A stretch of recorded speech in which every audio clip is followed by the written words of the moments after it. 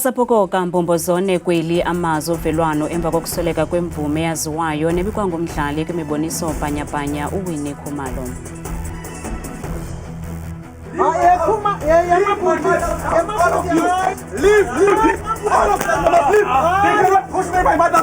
They must leave. All of you guys, leave now. Leave. Sekela mongameli we-ANC uPaul Mashatile kunyanzeleke aphinda axolisele onogada bakhe kwakhona emva kokungquzulana kwabo nomhlali waseKhayelitsha eKapa ngethuba engena umzi nomzi. Inkundla ephakamileyo yasePitoli kulindeleke isiwise ngomso ngokuphathelene nokupapashwa kweziphumo zematriki kumaphephandaba.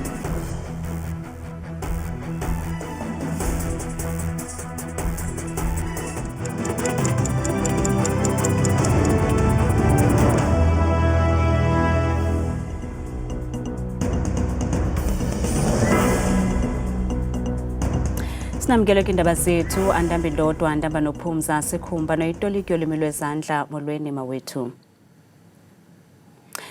Ukanti ngoku siqhagamshelana nentatheli yethu uLumka Bhekindawo nosasaza ngqo esasaza ekwikhaya likaWinnie Khumalo eSoweto eGauteng. Lumka, ngaphandle kwamathandabuzo usapho lunxunguphele kakhulu ngoku emva kokushiywa nguWinnie. Kwenzeka ntoni, ithini imeko kwikhaya lakhe? Ngobenenelisa usapho lusothukile kwaye lo mphanga ufikele bengawulindelanga kakhulu. Batsho into yobana uWinnie Khumalo uthe walandulela eli ekuseni namhlanje emva kwengulo nje tshane babesitsho ke umalume besithetha banodliwanondlebe kunye naye. Xa besifika apha uthi imeko khange ibentle ekuseni waleqisa esibhedlele kodwa kulapho bathe baphulukana naye khona. Samkhumbula ke uba ngumntu okhawuleze wangena kwi-industry eneminyaka eyi-15 seyi-teenager, nalapho ke wathi wakwazi uba akhuphe i-album yakhe eyathi yamvulela ingcango ezininzi and also wa-introducewa kule yomculo wangasekhona yewayeyimvumi edume kakhulu uBrenda Fassie. Ushiya ke kweli limagada ahlabayo eneminyaka engama-51 wahambe ngale ntseni yanamhlanje, kodwa ukhona ugxa wakhe esawuthi sithethe naye namhlanje xolo ngaloo ndawo usisi wakhe osawuthi sithethe naye ozothi asichazele kabanzi mayela nendlela ubomi bakhe ebawuchithe ngayo. Sisi, siqinisekile nizawumkhumbula njengefamily member yenu and also ebengumntu onjani xa unosithi gqabagqaba njengobomi bakhe? Sibuhlungu kakhulu njengomndeni wakaWinnie Khumalo. Mina ngi-last born usisi wakhe omncane. Sis wami, she was a loving person. She was an entertainer. Ngisho noma engekho stage, indlela ebeyiphethe ngayo wayethanda nje ukuthi kuhlale kuhlekwa. Ngisho noma kunabantu nje, they would always gravitate to her. Umoya wakhe wawumoya omuhle ngempela. She would like to make us laugh. Ngendlela ebexoxa ngayo like you and I would be having a conversation and telling the same story, but yena uma eyixoxa it would just come alive. Njengoba ngisho ukuthi she was from a young age, she was a dancer, a singer, an actor. Konke nje it was all encompassing kuye. Simazi simshare ne-country yonke with her fans, with her friends. Kodwa kuthina, she was a daughter, wayo umama, a grandmother to 3 beautiful grandsons. And sizomkhumbula kakhulu ngendlela ebethanda ngayo. Izinto nje mhlawumbe oqonda basezona enizomkhumbula ngazo kakhulu. Lo ncumo lwakhe, the way she loved. She was funny, man. Mayexoxa nje, no matter what story she was telling, it would be captivating. Mina, that's what I remember about her. I enjoyed conversations with my sister kakhulu nje futhi. Xa ufumana indaba ekuseni namhlanje uba akasekho ubuphi uye waziva njani? I was completely in disbelief because ngiyakhumbula even last night bengikhuluma naye and we were even just sharing things, angishare ama video even with TikTok. This morning, mangitholi call ukuthi she was not feeling well, and then my eldest sister gave away a phone with the bad news. I was completely in disbelief. Because bokumuntu besakhuluma naye, and we were thinking she's getting better, only to be ukuthola these bad news. So Enkosi kakhulu sisixesha la. thank you so much. Lowo ke Lisa nguye usisi wakhe uWinnie Khumalo evakalisa ke into bana indlela azive ngayo xa befumana umphanga ukuba usisi wakhe akasekho, xa befumana icall yobana uleqiswe esibhedlela besitsho into bana bazamkhumbula ngoba ebengumuntu othanda ukuncuma, engumuntu othanda ukuzonwabela nabantu befamily yakhe, esitsho into bana bebeyazi into bana in as much babemshare necountry yonke but kubo ebengumntwana ekwaye engumakhulu wabazukulwana abathathu, shiya ngasemva abantwana bakhe ababini, unyana nentombi. Masibuyisele kuwe studio Lisa. Sibamngazo zibini ke kwintatheli yethu uLumka Bhekindawo sibamba ngqo iseSoweto kwikhaya likaWinnie Khumalo eRhawutini.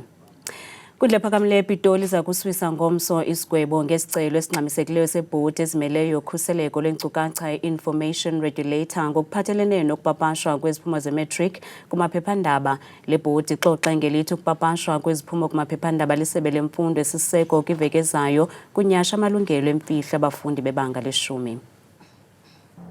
Ijaji kwinkundla ephakamileyo ePitoli iwumisele imini yangomso umba wesicelo esingxamisekileyo esifakwe i-Information Regulator sokuthintela ukupapashwa kweziphumo ze-matric kumaphephandaba kwiveki ezayo. Consider the arguments and I'll make a ruling about the urgency tomorrow at 11:30. Isebe lezemfundo liphikise ngelithi akukho nto ingxamisekileyo ngesi sicelo. When my learned friend says that we only say that the urgency is self-created, my lady, we say that on the basis of all of the facts, not only based on the events that happened in December 2024. Kambe igqwetha labamangali lona lithe ngethuba isebe lezemfundo lityikityisa abafundi amaxwebhu abizwa nge-consent forms yayikukubonakalisa okokuba bayawuqonda umthetho wokhuseleko lweenkcukacha zabo i-POPI Act. That is the consent form which the DBE wanted learners to sign to consent to the release of their results to newspapers. I said to you, my lady, it highlights two very important things. One, it highlights the fact that the DBE accepts, and correctly so, that the publication of results by releasing examination numbers requires consent. Ngelixa isebe lezemfundo lisithi alijiki kwindlela eliqhele ukwenza ngayo. Up until now, as things stand, there's no other court judgment that is there. Well, the information regulator talks about organizations having to respect their instructions, but we also have a court to respect whose instructions we also need to adhere to.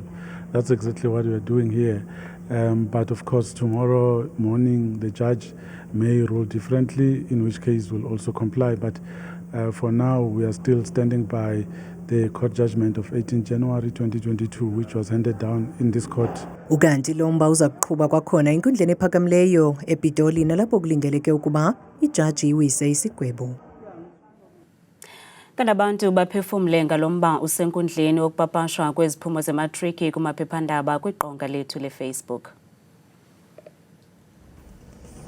Usakhiwo Bulawa uthi hayi nam ndikwelo mazingavezwa umntu abe nesibindi sothenga iphepha kodwa kanamntana ufundi bangale-10. Inga Mpinge uthi maqhutywe ngalendlela bekufudulwa kuqhutywa ngayo kakade. Uvuyiswaneti uthi zange sife sasipapashiwe instead sasinyusa amasokisi kuba sasisazi uba sizawupapashwa. Ulindiwe Manjana uthi mazingavezwa kuba anithandi laa nto yayisenzeka kuthi waziwe lilizwe ukuba upasile o utshonile mawuzazi wena nefemeli yakho ne-friends zakho not ilizwe. Usekela Mongameli we-ANC uPaul Mashatile ugxeke i-Democratic Alliance eNtshona Koloni ngokungahoyi uluntu ekhaya elitsha. uMashatile utsho oku ngethuba kwiphulo lokugaya inkxaso ye-ANC phambi kwemibhiyozo yalo mbutho eza kuba kule mpelaveki ngaphandle komongameli we-ANC uCyril Ramaphosa. Kanti isigqebe esikhokeleyo se-ANC sithe bhazalala kwiphondo laseNtshona Koloni ngelizwa kuzeke emzekweni.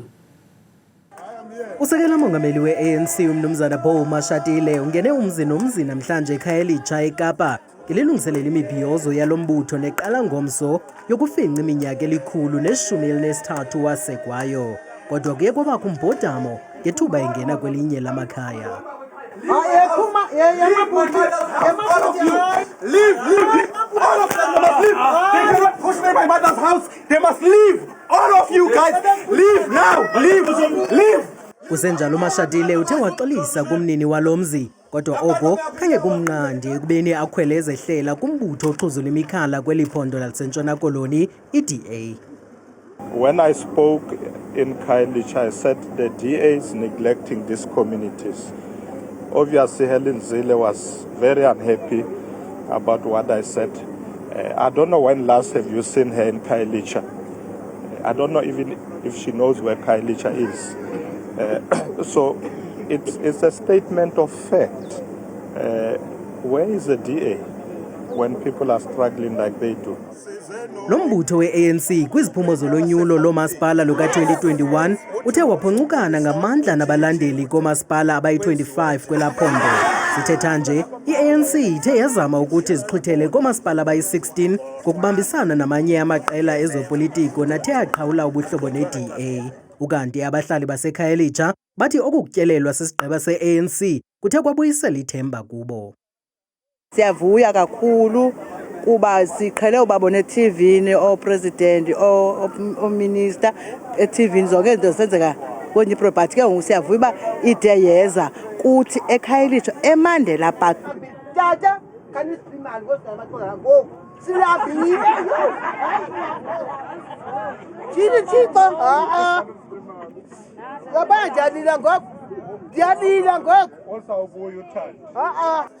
Bekulindeleke lo mbutho usingathe lemibhiyozo kwibala lezemidlalo ekhaya elitsha, kodwa lo mbutho uthe wafaka isicelo kwisixeko saseKapa sokusingatha le mbhiyozo kwindawo enkudlwana nalapho isicelo sawo sithe savunywa kambe. Kulindeleke ukuba lo mbhiyozo ngokubanjelwe ecaleni kwebala eMandela nalapho kulindeleke kubekho abantu abayi-22,000. Umphathiswa wezempilo uGqirha Aaron Motsoaledi ukhankanye ukungazinzi kwezopolitiko kumasipala waseDitsobotla kunye nokutshintsha kwemozulu njengezizathu ezibangela umonakalo wezikhukhula kwizibhedlele kule ngingqi. uMotsoaledi utyelele kwizibhedlele iGeneral de la Rey eMntla-Ntshona namhlanje zintathu izibhedlele ezichatshazelwe kakhulu zimvula ezinkulu nezihamba nezikhukhula kwiindawo ezithile zeliphondo. uMotsoaledi uthi ukungakhathalelwa kweziseko zokuhambisa amanzi kunobangela wokuba isibhedlele iGeneral de la Rey lizibhaqele kule meko. Uthi oku kulixanduva lalo masipala wengingqi yaseDitsobotla. We can summarize the problem here in two ways. Number one, Ditsobotla municipality. I'm sure we have all heard about it. But number two, climate change. Because experts here tell us, especially the engineers I brought along, they say Lichtenberg got 10% of its annual rainfall in one day.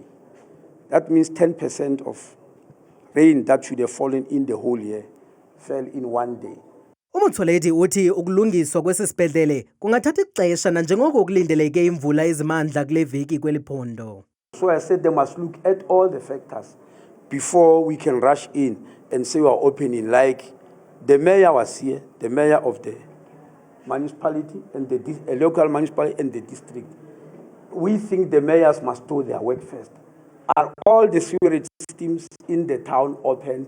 Inside the hospital, has every sewerage system been cleaned?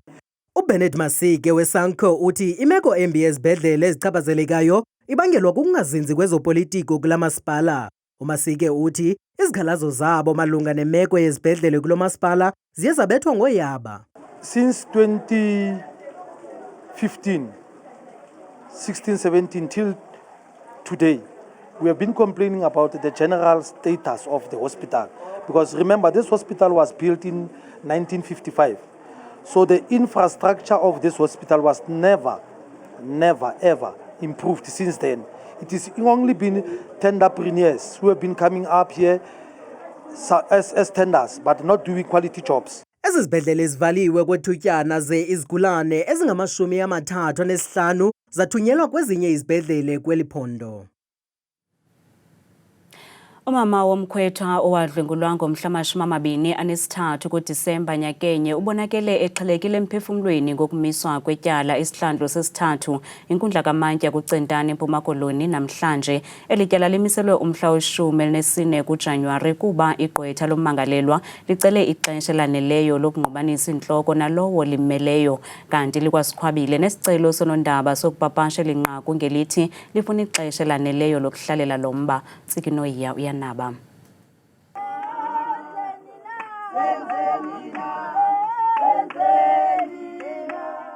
Imibutho eyahlukeneyo edyushe phambi kwenkundla ngelixhasa usapho likwamemelela kubulungisa ukuba liwuqwalasele umthetho webheyile.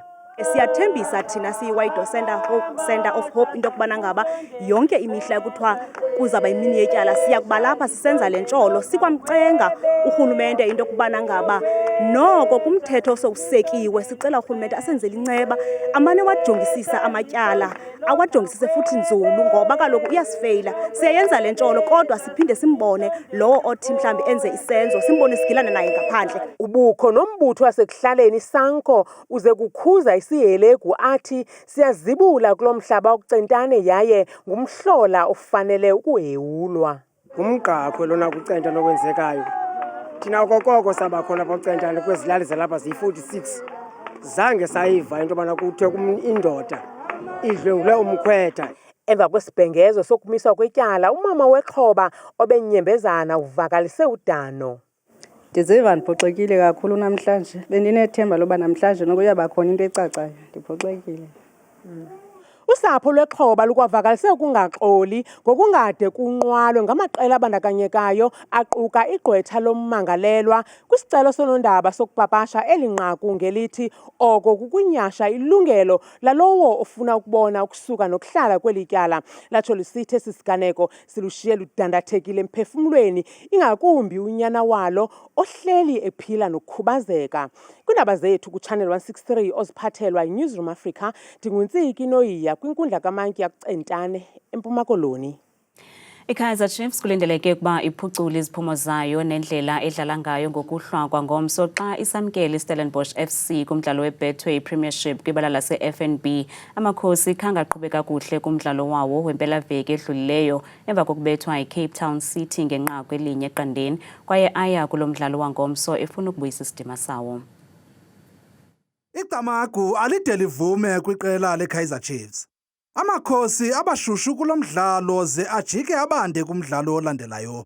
Umdlalo odlulileyo weCape Town City ubonakalisile mhlophe ukuba lamakhwenkwe kaNabi ayawafumana amathuba, nto nje kube nzima ukufaka amanqaku ngelixa nangemva udonga lwawo lungekho qilima. Football, there are always 3 results on it. It's win, draw and lose. And most of the time there's no one who likes to be on the losing side. The most important thing is to take one game at a time. Abadlali bathi bayaluqonda uxanduva abamelene nalo kwaye babongoza abalandeli ukuba babe nomonde ngakumqeqeshi uNasruddin Nabi. Having a coach like Coach Nabi, it works. It helps us as a team to obviously refocus even after winning, refocus after losing as well. So he's coming in with a lot of experience, and I believe that he's helping the team a lot. Sithetha nje amakhosi ana 15 points emva kwemidlalo eli-11 kwaye athe ngcu kwindawo yesixhenxe kwiloko.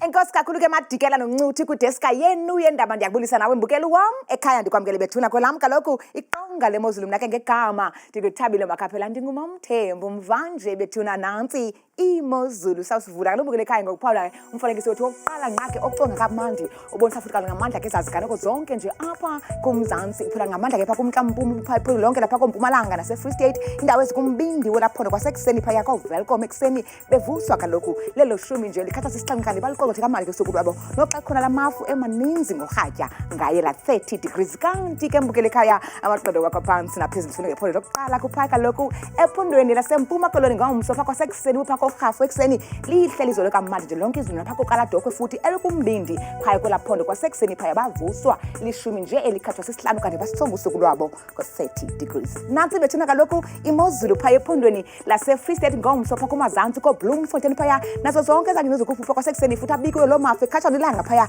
xa beqhuba nemini futhi beyivala ngama-32 nansi bethuna kwakhona kaloku imozulu phaya ephondweni lasentshona koloni ngamandla kwimpuma yelaphondo Beaufort West namandla pha kwasekuseni futhi bevuswa lelo shumi nje elikhatshwa siso kaloku esosithandathu futhi kutshise mpela emini phaya ngama-30 abengayibukela ekhaya ithi cunam ngokubanzi phaya ephondweni lase-Northern Cape ngomso ngamandla pha ko-Springbok ekseni futhi licwenge lilanga xa bezawulala pha ngomso futhi belala ngala-20 nje azakhatshwe kaloku seso sithandathu bona ke phaya ephondweni lase-North West ngomso amazantsi futhi njengapha kaloku Moruleng kwasekuseni futhi akhona amafangephi naphaya kwimpuma eBloemhof ekseni futhi nge-17 futhi bahambe neminyabo beyisonga ngama-30 akhatshwa sesibini mbukele ekhaya ithi cunam ngokubanzi kwakhona phaya ephondweni laseGauteng kumantla futhi bosePretoria futhi kwasekuseni futhi naphaya ko-Johannesburg eGermiston eSoweto eThembisa kungenetha mpela phaya ekseni futhi ngelo shumi elikhatshwa sisibhozo kanti ichuncembe phaya ephondweni laseLimpopo eliphakame kakhulu ke apha emzantsi njengapha koThoyandou ekseni kuyanetha kuyaduduma nje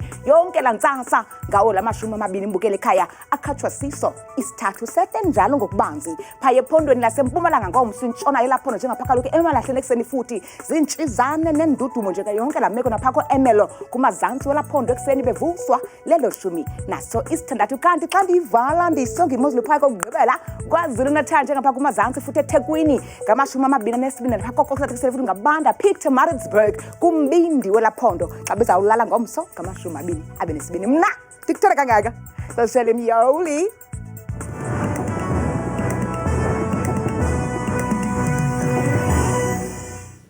kamnandi mawethu.